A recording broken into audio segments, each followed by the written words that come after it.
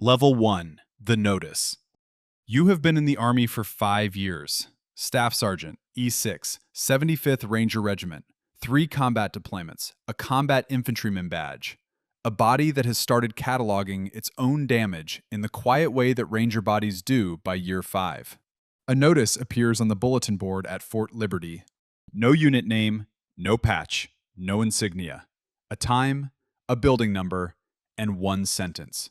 A special operations unit organized for the conduct of missions requiring rapid response with surgical application of a wide variety of unique special operations skills. You attend the briefing.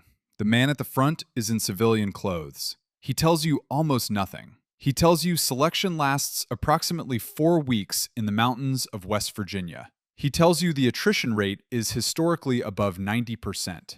He tells you that if selected, you will join a unit whose operations are directed from the highest levels of the U.S. government and will not appear in your service record. He does not tell you the unit's name. You have worked alongside them twice on joint operations.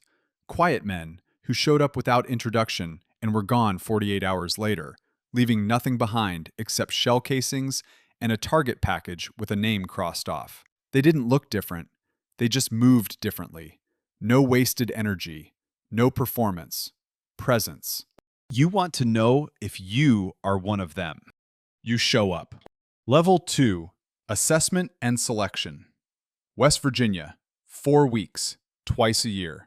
The cadre does not yell at you. This is the first thing you notice. Every training environment you have been in has involved someone pushing, correcting, motivating. Here, the cadre observes. They carry clipboards. They mark cards. They say nothing. The indifference is more psychologically corrosive than any drill sergeant's fury, because fury at least confirms you exist. Here, no one is watching you fail. No one is watching you succeed. The machine simply runs. The stress phase begins.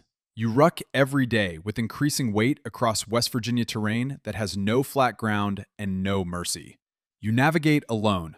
Lensatic compass, topographic map, no GPS. Finding grid coordinates across ridge lines and through creek beds in the dark. You may not return to barracks. You may not speak to other candidates. Candidates quit by the dozens. They sit at the side of a trail, raise a hand, a truck comes. No ceremony, no last words. Gone. Then the long walk. 40 miles, 70 pounds, mountain terrain. You begin before dawn on the final day after 3 weeks have already been taken from your body. The cadre gives you the first grid coordinate. There is a time limit of approximately 20 hours that you are never told. There is no defined route. There is only the next point, and then the one after that, handed to you one at a time by a man who says nothing.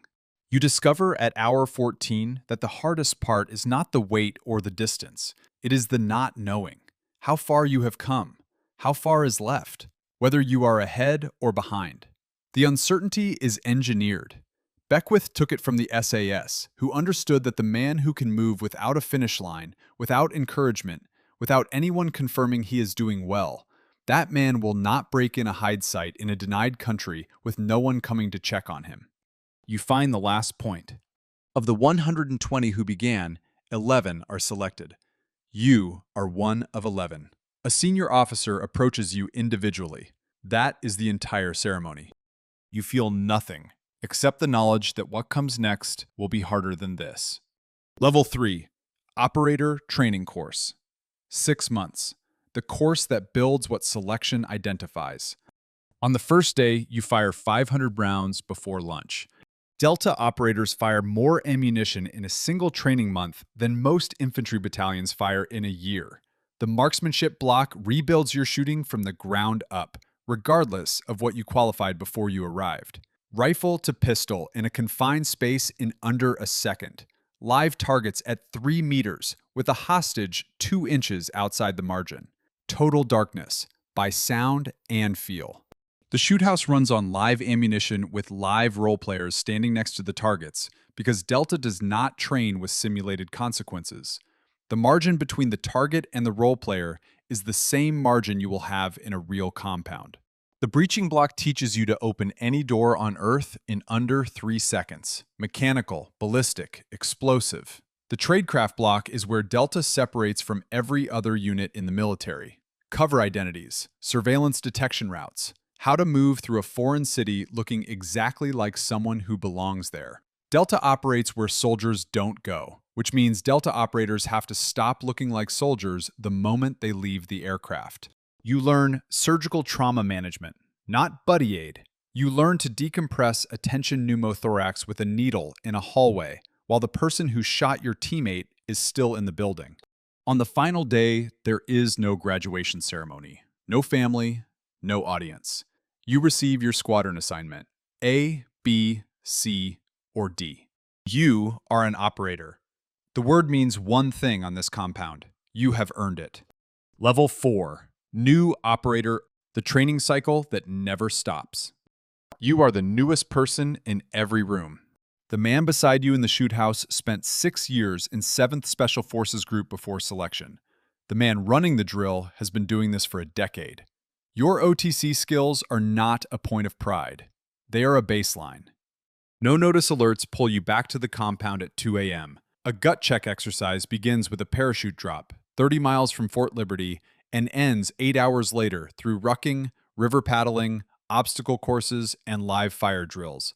Not as a test, as a Wednesday. Your first deployment comes. You fly on an MH-60, operated by the 161st Special Operations Aviation Regiment.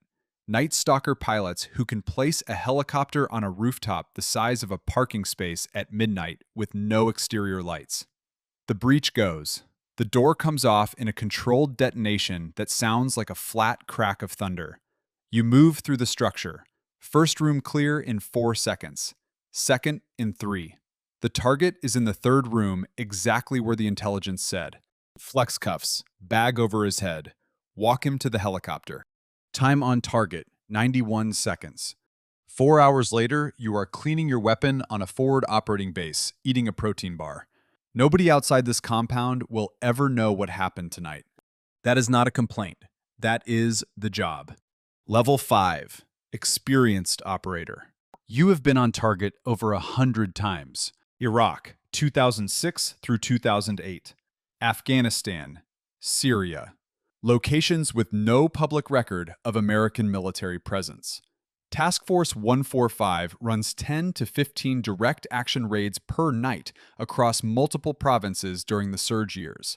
Not per week, per night. Hit, exploit, move. The intelligence from one raid generates the target for the next. The tempo is designed to exceed the network's ability to regenerate what it loses. The kill house at Fort Liberty has modifiable interiors. Walls move overnight to replicate identified target buildings overseas. By the time you enter the real structure, you have entered it 300 times in the simulator. The movements live below the level of thought.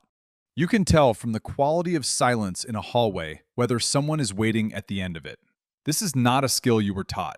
It is the residue of repetition. Your body is keeping its own record. Permanent high-frequency loss in your right ear from breaching charges. Your left knee has been rebuilt once. The VA will eventually rate you at 80%. The actual number is higher. You don't contest this because contesting it would require describing what produced it, and you can't describe that to a claims adjudicator. You have workarounds. Level 6, Reconnaissance Troop. The most experienced operators go quiet. You operate in 2 or 4-man teams in denied territory. No identification connecting you to any unit, a cover legend you built over 18 months of language training and cultural immersion. You establish a hide site 200 meters from a target compound. A shallow scrape in the earth, covered with local vegetation. You occupy it for 72 hours without moving. You log every person who enters or exits, every vehicle, every plate, every delivery, every pattern of life the intelligence cell needs to build the assault plan. You urinate into a bottle.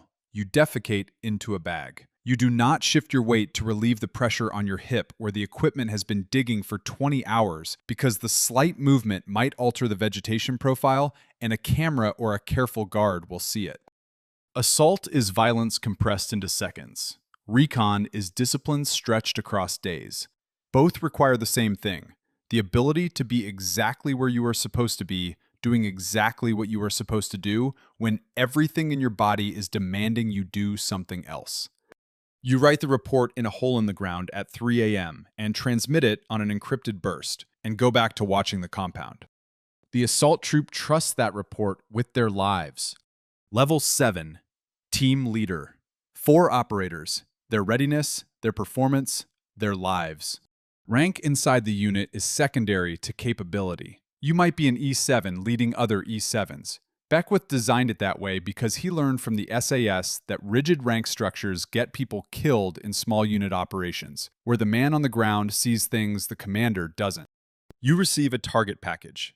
Overhead imagery, signals intelligence, human intelligence from a source the unit has been running for months. You have 4 hours to build a plan, rehearse it in the mock-up, brief the troop commander, execute it at 0200. On target, you make decisions in fractions of seconds that lawyers review for months. A man turns a corner at the far end of a hallway. He is moving fast. You have less than a second to determine intent. The ambient light is whatever the night vision device makes of a partially lit room. The object in his hand is a weapon or a phone or something else entirely. You shoot or you don't. The debrief determines what he was holding. You absorb these calls the way the unit has always processed them, in the quiet, with the men who were in the same hallway, who saw the same thing in the same fraction of a second. You go to a bar in Fayetteville after a deployment, and nobody talks about the missions because nobody needs to. The shared silence is more precise than any conversation. Your wife asks how the trip was. Fine, you say. She stopped pressing years ago. You don't know whether that is a mercy or a loss.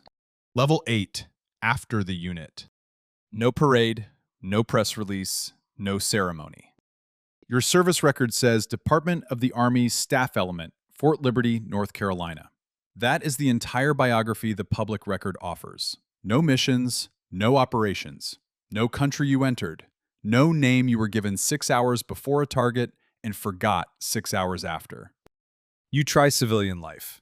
You stand in the grocery store checkout line, and your brain runs a professional assessment of the room's sightlines and exits, and the man near the door whose hands are doing something.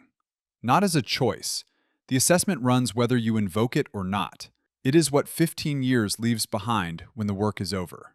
The only people who understand are the people who were there. So you call them, and they call you, and you sit in places where you can put your back to the wall, and the shorthand is enough, and that is sufficient. It has to be sufficient. Somewhere at Fort Liberty tonight, a staff sergeant in the 75th is reading a notice on a bulletin board. No unit name, no patch, a time and a building number. He is 26 years old and he has done 4 combat deployments, and he is one of the best soldiers in his battalion.